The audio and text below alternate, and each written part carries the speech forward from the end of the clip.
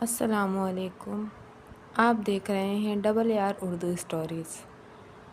آپ سب سے گزارش ہے، اگر آپ لوگ میرے چینل پہ نئے ہیں تو پلیز میرے چینل کو سبسکرائب کر دیں اور ساتھ ہی دیے گئے بیل آئیکن کے بٹن کو پریس کر دیں تاکہ میری ہر نئے آنے والی ویڈیو آپ تک پہنچ سکے۔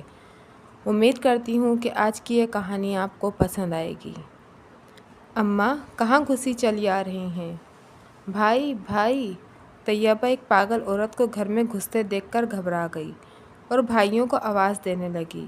عورت نے جیسے کچھ سنا ہی نہیں، وہ اپنے بکھرے بالوں کو کھجاتے ہوئے برآمدے تک آ گئی۔ بہن کی آواز سن کر طیبہ کے بھائی معیز اور وائس کمروں سے نکل آئے۔ کیا ہوا؟ کیوں چیخ رہی ہے؟ معیز نے کمرے سے نکلتے ہوئے پوچھا، جبکہ وائس کمرے سے نکلتے ہی صورتحال سمجھ چکا تھا۔ وہ ابو امی کے کمرے کی طرف بڑھتی پاگل عورت سے مخاطب ہوا۔ خالہ آپ ادھر بیٹھیں۔ اس نے پاگل عورت کو کندھے سے پکڑ کر احترام سے برآمدے میں رکھی کرسی پر بٹھاتے ہوئے کہا۔ بھائیوں کو دیکھ کر طیبہ کی ہمت بندھی، وہ عورت کے قریب آ گئی۔ معیز بھی اب وہیں سب کے ساتھ کھڑا تھا۔ اسی اثنا میں طیبہ کے والد دلشاد اور والدہ بھی کمرے سے نکل آئے۔ کون ہے یہ؟ انہوں نے پوچھا۔ پتہ نہیں بابا، دروازہ کھلا ہوا تھا تو اندر آ گئی، طیبہ نے جواب دیا۔ دلشاد صاحب نے عورت کے حلیے کا جائزہ لیا۔ عمر 50-55 سال ہوگی، بال مٹی میں اٹے ہوئے تھے جو بکھر کر شانوں پر پڑے تھے، شاید بہت دنوں سے نہائی بھی نہیں تھی۔ ایک لمبا سیاہ رنگ کا پرانا سا کرتا پہنا ہوا تھا، شلوار نیلے رنگ کی تھی، پاؤں میں چپلیں بھی ایک دوسرے سے مختلف تھیں۔ وہ سمجھ گئے کوئی پاگل ہے اور بھٹک کر آ گئی ہے۔ عورت اچانک اٹھ کر باہر جانے لگی تو یکدم معیز عورت کو پکڑتے ہوئے بولا، رکیے خالہ، کہاں جا رہی ہیں؟ آپ بیٹھیں آرام سے، طیبہ جا پانی لے کر آ۔ آخری جملہ وہ بہن کی طرف دیکھتے ہوئے بولا۔ معیز کی عورت کو روکنے کی وجہ وائس اور دلشاد بھی سمجھ گئے، کیونکہ عورت کے کرتے کے پیچھے موبائل نمبر اور ایک تحریر تھی۔ یہ عورت پاگل ہے، اگر آپ کو کہیں نظر آئے تو برائے مہربانی اس نمبر پر اطلاع دیں۔ وائس نے اپنے موبائل سے نمبر ملایا تو دوسری کال پر مصروف تھا۔ اسی وقت اس کے موبائل پر کسی دوست کی کال آئی تو وہ اندر کمرے میں چلا گیا۔ طیبہ پاگل عورت کو پانی کا گلاس پکڑا رہی تھی جو وہ لینے سے انکار کر رہی تھی۔ اس عورت کی ایک حرکت سے سب بے چینی سی محسوس کر رہے تھے۔ وہ عورت بار بار سب کو دیکھتی اور مسکرانے لگ جاتی۔ معیز نے اپنے موبائل میں نمبر ملایا تو کال فوراً اٹھا لی گئی۔ اس نے سلام کیا، السلام علیکم بھائی، پھر عورت کا حلیہ بتا کر جواب سننے لگا۔ ٹھیک ہے، آپ آ جائیں، جب تک یہ ہمارے پاس ہی ہیں۔ آپ پتہ نوٹ کر لیں۔ معیز پتہ بتا کر ماں سے بولا، مما انہیں کچھ کھانے کو دیں، ان کے داماد اور بیٹی 1 گھنٹے میں انہیں لینے آ رہے ہیں۔ وہ بیٹے کی بات سن کر وہیں کرسی پر بیٹھ گئی، جبکہ طیبہ باورچی خانے کی جانب چل دی۔ دلشاد بھی کچھ فاصلے پر رکھی چارپائی پر بیٹھ کر عورت کو دیکھنے لگے۔ حیرت انگیز طور پر اس تمام عرصے میں عورت نے ایک جملہ بھی منہ سے نہیں نکالا تھا، بس خاموشی سے سب کو دیکھ رہی تھی۔ دلشاد اور عظمیٰ نے عورت سے مختلف سوال بھی کیے، مگر عورت کبھی دلشاد کا کبھی عظمیٰ کا منہ دیکھنے لگ جاتی، پھر مسکرانے لگتی۔ اسی اثنا میں طیبہ بریانی گرم کر کے لے آئی تھی، میں کولڈ ڈرنک کا گلاس بھی تھا۔ اماں آپ آرام سے کھانا کھائیں، آپ کی بیٹی اور داماد آپ کو لینے آ رہے ہیں۔ طیبہ نے پلیٹ لے کر عظمیٰ نے ان کے ہاتھ میں تھما دی۔ کچھ دیر تو پلیٹ کو گھورتی رہی، پھر چمچ کو ایک طرف کر کے ہاتھ سے کھانے لگی۔ کھا کیا رہی تھی؟ گرا زیادہ رہی تھی، مگر عظمیٰ اور طیبہ خاموشی سے انہیں دیکھتی رہیں۔ پلیٹ سے بریانی ختم کر کے پلیٹ کو ایک طرف زمین پر رکھ دیا اور برآمدے میں لگی LED کو غور سے دیکھنے لگی۔ عظمیٰ نے اشارہ کیا تو طیبہ نے ریموٹ اٹھا کر آن کر دیا۔ نیوز چینل لگا ہوا تھا، اس نے چینل تبدیل کیا تو ایک ڈرامہ ریپیٹ چل رہا تھا۔ عورت کے چہرے پر خوشی کے آثار نظر آئے تو عظمیٰ نے ہاتھ کے اشارے سے طیبہ کو ریموٹ رکھنے کو کہا۔ انہیں کچھ ہی دیر میں ایک ولیمے میں جانا تھا جس کی تیاری بس وہ شروع کرنے والے تھے۔ اسی وجہ سے دلشاد بھی دکان پر نہیں گئے تھے، جبکہ وائس اور معیز نے فیکٹری سے چھٹی لے لی تھی۔ طیبہ بھی یونیورسٹی سے جلدی آ گئی تھی۔ سب سے چھوٹا بیٹا گاڑی کا کہنے گیا ہوا تھا۔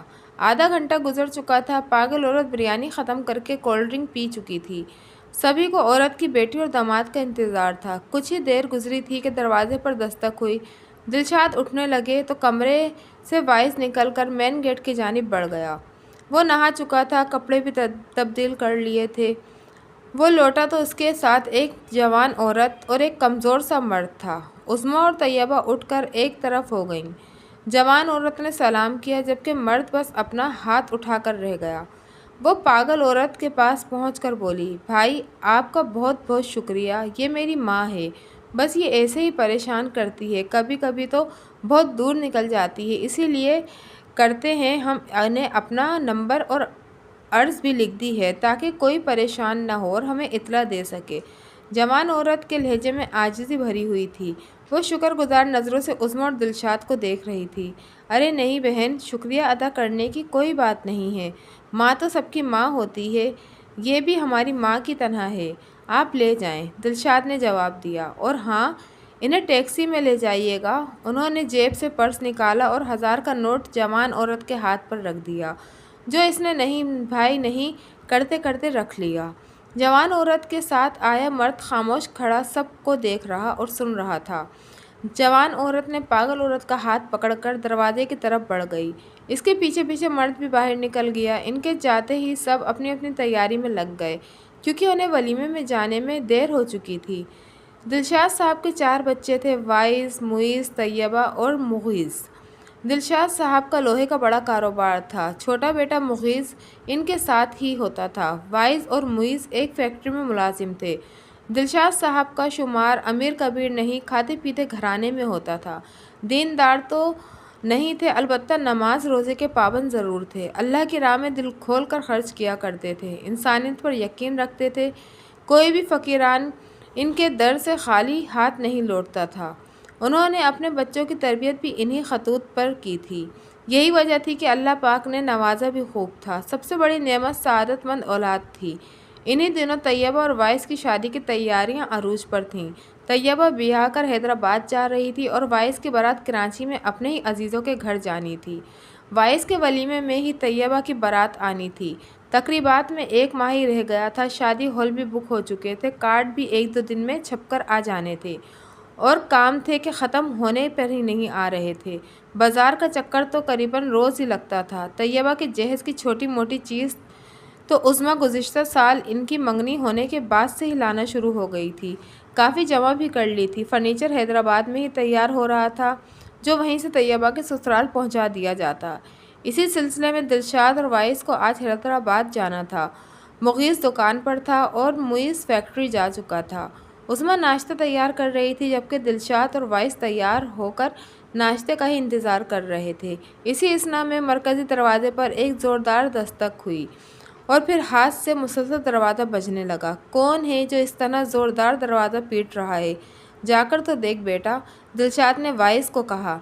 वाइस ने जाकर दरवाज़ा खोला तो वही पागल औरत खड़ी मुस्कुरा रही थी और हाथ हवा में ही रुका हुआ था। वाइस के मुंह से एक तवील सांस खारिज हुई। आ जाइए खाला। वाइस उन्हें अंदर ले आया। उस्मा इस वक्त मेज़ पर नाश्ता लगा रही थी। दिलशाद और उस्मा ने पागल औरत को देखकर एक दूसरे की तरफ देखा। दिलशाद ने हाथ के इशारे से इसे चुप रहने को कहा और उठकर पागल औरत को कुर्सी पर बिठा दिया। अम्मा के लिए भी नाश्ता ले आओ, वो उस्मा से बोले। उस्मा तो एक नज़र डालकर बावर्ची खाने की जानिब चली गई, जबकि दिलशाद ने वाइस को बड़ी बी के कुर्ते पर लिखे नंबर पर कॉल मिलाने को कहा। वाइस ने कॉल मिला दी। बेल के जाते ही मोबाइल दिलशाद की तरफ बढ़ा दिया। अस्सलाम वालेकुम। दूसरी तरफ से कॉल पागल औरत की बेटी ने उठाई थी। बहन, मैं दिलशाद बात कर रहा हूँ। कुछ दिन पहले आपकी वालदा हमारे घर आ गई थी और आप लोग लेने आए थे। फिर दूसरी तरफ की बात सुनने लगे। जी जी, वही पीले स्कूल के करीब। इतना कहकर खामोश हो गए और गर्दन हिलाने लगे। ठीक है, आप आ जाएं। इतना कहकर मोबाइल वाइस को लौटा दिया और नाश्ता करने लगे। उस्मा ने पराठा और अंडा पागल औरत के सामने रख दिया, मगर इसने ध्यान ही नहीं दिया। वो मुसलसल एलईडी की तरफ देख रही थी। ये बात दिलशाद ने भी महसूस की तो गर्दन के इशारे से उस्मा को एलईडी ऑन करने को कहा। चैनल उस्मा ने रिमोट से ऑन कर दिया। एक प्राइवेट चैनल पर इश्तिहार चल रहे थे। पागल औरत के चेहरे पर बिखरी मुस्कुराहट और गहरी हो गई। उस्मा ने रिमोट वहीं मेज़ पर ही रख दिया और तैयबा की जहेज़ की बातें करने लगी। सब लोग नाश्ता कर चुके थे। पागल औरत सबसे बेनियाज एहमनाक से ड्रामा देख रही थी। दिलशाद और वाइस को देर हो रही थी, मगर वो चाहते थे कि पागल औरत को इसकी बेटी के हवाले करके जाएं ताकि उस्मा दरवाज़ा लॉक करके इत्मीनान से घर के काम काज निपटा सके। आधा घंटा गुजरा था कि पागल औरत की बेटी इसको लेने के लिए पहुंच गई। आज वो अकेली आई थी। दुबला पतला सा मर्द उसके साथ नहीं था। भाई, आप लोगों ने पहली बार अम्मा की खिदमत की और इज्जत से रखा था तो ये दोबारा आ गई, वरना लोग झड़क देते हैं, घर में घुसने तक नहीं देते। पागल औरत की बेटी के चेहरे पर शर्मिंदगी के आसार नुमाया थे। अरे नहीं नहीं बहन, ऐसी कोई बात नहीं है। बस आप लोग भी अम्मा का ख्याल रखा करें, घर से कम ही निकलने दिया करें, दिलशाद साहब ने समझाने वाले अंदाज में कहा। अरे भाई, कहाँ तक ख्याल रखूँ? इनका ख्याल रखूँ, बच्चों का रखूँ या अपने हड़हराम शोहर का? मैं घर में ही कपड़ों की थैलियाँ सीती हूँ। जब तक घर में होती हूँ ये सुकून से रहती हैं। जहाँ मैं किसी काम से घर से निकली ये पीछे से गायब हो जाती हैं। उस हराम को कोई फिक्र ही नहीं होती। दिल के फपोले फोड़ने का मौका मिला तो फोड़ती ही चली गई। दिलशाद साहब को देर हो रही थी, लिहाजा वो मुस्कुराकर जल्दी से बोले, अल्लाह पाक सबको अपनी अमान में रखे और अम्मा को सेहत अता फरमाए। ये लें पैसे और अम्मा को ले जाएं। वो 1000 का नोट पहले ही आगे वाली जेब में रख चुके थे। पागल औरत की बेटी ने इस बार कुछ कहे सुने बगैर 1000 का नोट दिलशाद साहब के हाथ से ले लिया और अपनी माँ का हाथ बढ़ाते हुए बोली, भाई, अल्लाह आपको खुश रखे। अच्छा, मैं अब चलती हूँ, काम ऐसा ही अधूरा छोड़कर भागी चली आई थी। ये कहकर इसने माँ का हाथ पकड़ा और दरवाजे की जानिब बढ़ गई। वो हफ्ते का दिन था। सर्दियों की आमद हो चुकी थी। कोयटा की जानिब से चलने वाली खनक हवाओं ने कराची में डेरा डाल दिया था। सुबह की धूप सहन में उतर चुकी थी। उज़्मा और तैयबा सहन में ही चारपाई डाले धूप के मज़े लेते हुए शादी के लेन देन के कपड़ों की पैकिंग में मसरूफ़ थे। शादी की तैयारियां तो मुकम्मल हो चुकी थी, बस शादी कार्ड तकसीम करना रह गए थे। इसी सिलसिले में आज सुबह ही दिलशाद साहब, वाइज और मुइज़ मसरूफ़ थे। दिलशाद साहब ने हैदराबाद का रुख किया। वाइज और मुइज़ कराची में ही कार्ड तकसीम कर रहे थे। मुगीस दुकान पर था। तैयबा को 3 दिन बाद और वाइस को 5 दिन बाद ही माइयों में बैठ जाना था। काम जल्दी जल्दी निपटाने जा रहे थे। तैयबा और उज़्मा भी हाथ तेज से चला रही थीं, क्योंकि परसों से करीबी रिश्तेदारों ने 1 हफ्ते के लिए डेरा जमा लेना था। वो आज कपड़ों की पैकिंग मुकम्मल करती, कल पूरे घर की सफाई का प्रोग्राम था। आखिरी 2-4 सूट बाकी थे, जिनकी पर्चियों पर नाम लिखकर तैयबा हर सूट पर चस्पा कर रही थी कि अचानक दरवाज़ा बचा। माँ बेटी ने एक दूसरे की जानिब देखा। मैं देखती हूँ, उज़्मा तैयबा के घुटने पर हाथ रखकर खड़ी होते हुए बोली। कौन है? दरवाजे के पास जाकर उज़्मा ने बुलंद आवाज़ से पूछा। जवाब तो नहीं मिला, मगर दरवाज़ा एक बार फिर बुरी तरह बजाया गया। उज़्मा ने झिर्री से देखा तो अपने माथे पर हाथ मारा। बाहर वही पागल औरत दरवाजे के साथ खड़ी थी। अब उज़्मा इस कश्मकश में थी कि दरवाज़ा खोले या ना खोले। दरवाज़ा फिर ज़ोर से बजा। उज़्मा ने एक गहरा सांस लिया और दरवाज़ा खोल दिया। आ जाएं अम्मा। पागल औरत अपने मखसूस मुस्कुराहट के साथ अंदर आ गई और सीधा एलईडी के सामने जाकर बैठ गई। अम्मा, इधर आ जाएं, मैं आपके लिए चाय बनाकर लाती हूँ। उज़्मा ने मोहब्बत से पागल औरत का हाथ पकड़कर कहा।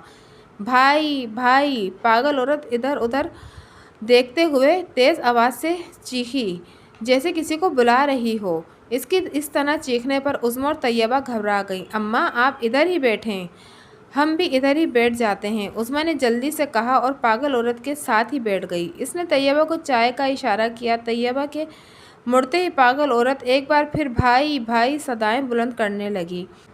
उज़्मा समझ गई पागल औरत दिलशाद को आवाज़ दे रही है। वो बुलंद आवाज़ से बोली, वो बाहर गए हैं काम से, आप आराम से बैठें, मैं आपकी बेटी को बुलाती हूँ। भाई भाई, अब पागल औरत की आवाज़ पुस्त थी। हाँ हाँ, बुलाती हूँ। उज़्मा ये कहकर अंदर से मोबाइल उठा लाई और पागल औरत की कमीज़ पर लिखा नंबर डायल करने लगी। फिर कुछ सोचकर वाइस का नंबर मिला दिया। बेटा, कहाँ हो तुम लोग? अभी। वाइस के कॉल उठाने पर उज़्मा ने सवाल किया। अच्छा ठीक है, एक काम कर बेटा, वो जो पागल औरत उस दिन घर आई थी आज फिर आ गई है। उनकी बेटी का नंबर तेरे पास होगा। उस दिन तूने ही अपने बाबा को मिला कर दिया था। बस उनको इतना कह दे कि अपनी माँ को आकर ले जाएं, پھر وائس کی بات سن کر بولی، اچھا ٹھیک ہے، ان کو کہنا اپنی ماں کو جلدی آ کر لے جائیں، یہ جائیں گی تو پھر ہم باقی کام نمٹائیں گے، اور تم لوگ بھی مغرب تک پہنچنے کی کوشش کرنا۔ تیرے بابا ہو سکتا ہے کل آئیں، کہہ کر گئے تھے اگر واپسی میں دیر ہو گئی تو حیدرآباد سے صبح نکلیں گے۔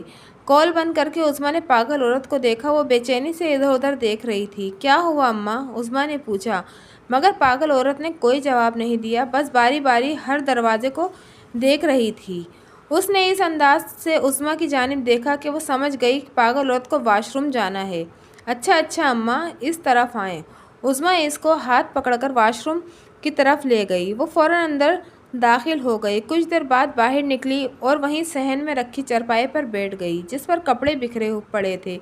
اسی وقت طیبہ چائے لے کر آئی۔ عظمیٰ بھی ساتھ ہی بیٹھ گئی، جبکہ طیبہ کپڑے سمیٹ کر اندر کمرے میں لے گئی۔ ابھی 15-20 منٹ ہی گزرے تھے کہ گلی میں گاڑی رکنے کی آواز آئی۔ پاگل عورت نے چونک کر دروازے کی جانب دیکھا، جبکہ عظمیٰ آواز سن کر پاگل عورت کو دیکھ کر چونک گئی۔ اس کے چہرے پر مسکراہٹ گہری ہو چکی تھی۔ دروازہ بجا تو عظمیٰ کی نظریں پاگل عورت سے ہٹ کر دروازے کی جانب گھوم گئیں۔ کون ہے؟ وہ اٹھی اور دروازے کے پاس جا کر پوچھنے لگی۔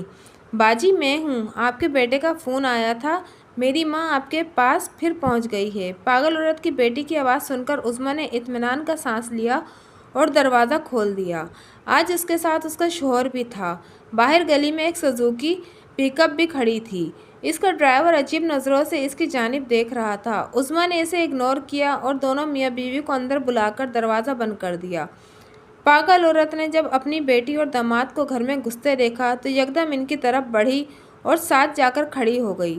اچھا ہوا بہن تم لوگ جلدی آ گئے، کافی کام پڑے تھے، سوچا اماں کو گھر بھیج دوں پھر نمٹاؤں گی، مگر آج طیبہ کے بابا گھر پر نہیں ہیں اور پیسے میرے پاس نہیں ہیں، آپ اماں کو گھر لے جائیں۔ عظمیٰ کے پاس پیسے تھے مگر وہ ان کے سامنے نکال نہیں رہی تھی۔ ارے نہیں بہن، ہمیں پیسے نہیں چاہیے، آج کے دن کا تو ہم کئی دنوں سے انتظار کر رہے تھے، آج ہم پیسے نہیں بہت کچھ لے کر جائیں گے، بس بہن آپ جیسا ہم کہیں ویسا ہی کرتی جانا، ورنہ پاگل عورت کے داماد کا بدلتے ہوئے لہجے اور ہاتھ میں تھامے پستول نے عظمیٰ کی سٹی گم کر دی۔ عظمیٰ اور طیبہ کو ایک کمرے میں بٹھا دیا گیا تھا۔ خوف و حیرت سے عظمیٰ کی حالت خراب تھی، وہ اندر سے کانپ رہی تھی مگر طیبہ کی وجہ سے خود کو نارمل ظاہر کر رہی تھی۔ پاگل عورت کا داماد اس کے سر پر پستول تانے کھڑا تھا۔ طیبہ کو عظمیٰ نے اپنی باہوں کے گھیرے میں لے رکھا تھا۔ طیبہ ماں کے سینے میں منہ چھپائے آنکھیں بند کر کے ہچکیوں سے رو رہی تھی۔ عظمیٰ بار بار اس کے سر پر پیار کر کے ہمت و صبر کی تلقین کر رہی تھی۔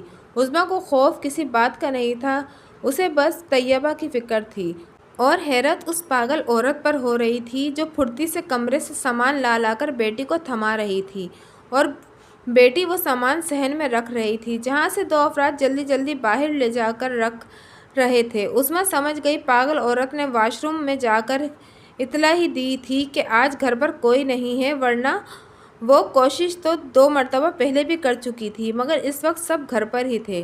بھائی سامان کہاں لے جا رہے ہو؟ دلشاد بھائی نظر نہیں آ رہے؟ اچانک عظمیٰ کو کھڑکی سے باہر ان کے پڑوسی کی آواز سنائی دی۔ عظمیٰ کا دل تو چاہا کہ وہ چیخ کر انہیں متوجہ کرے مگر دماغ نے ایسا نہیں کرنے دیا۔ بچی کا جہیز لے جا رہے ہیں بھائی، دلشاد صاحب بھی حیدرآباد میں ہی ہیں تو وہاں ان کی موجودگی میں ہی لڑکے والوں کے حوالے کر دیں گے، ایک بھاری آواز میں جواب دیا گیا۔ اچھا، یہ تو بہتر ہو جائے گا، اللہ پاک بچی کا نصیب اچھا کرے، اپنے گھر میں خوش رہے۔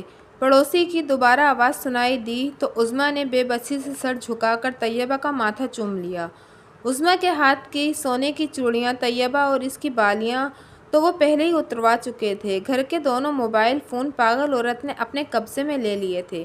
طیبہ کی خاطر عظمیٰ نے پورا گھر اور الماریوں کی چابیاں وغیرہ ان کے قبضے میں دے دی تھیں۔ وہ چاہتی تھی کہ یہ لوگ طیبہ کو ہاتھ نہ لگائیں۔